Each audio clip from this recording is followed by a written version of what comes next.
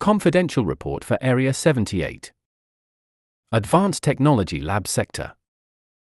Over the past 70 years, multiple incidents involving unidentified flying aircraft have occurred.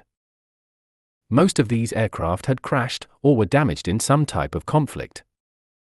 The aircraft airframes were mostly destroyed, but the drive units were protected from damage in some way that we do not yet fully understand. Begin image slideshow. Because of the different types of technologies in each drive unit, we currently believe that these alien ships originated from more than one civilization. The aircraft drive technologies appear to vary from ship to ship, with some similarities.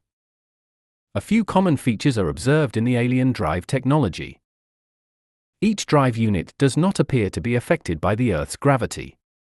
At each storage site, the 100-ton drive units are secured in place, otherwise they would float around like hot air balloons. We do not yet understand the power sources for these units. All personnel working near these drive units must wear protective gear known as Faraday suits. Faraday suits allow them to work near live, high-voltage power and plasma conduits, minimizing the risk of electrocution. The suit prevents electric current from flowing through the body. With the latest advances in AI, we are finally making significant progress understanding this alien technology.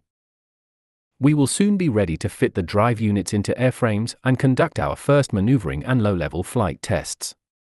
The airframes will look like standard blimps to avoid alarming the public. The information and imagery shown in this slideshow is for your eyes only and must not be discussed with colleagues or family members.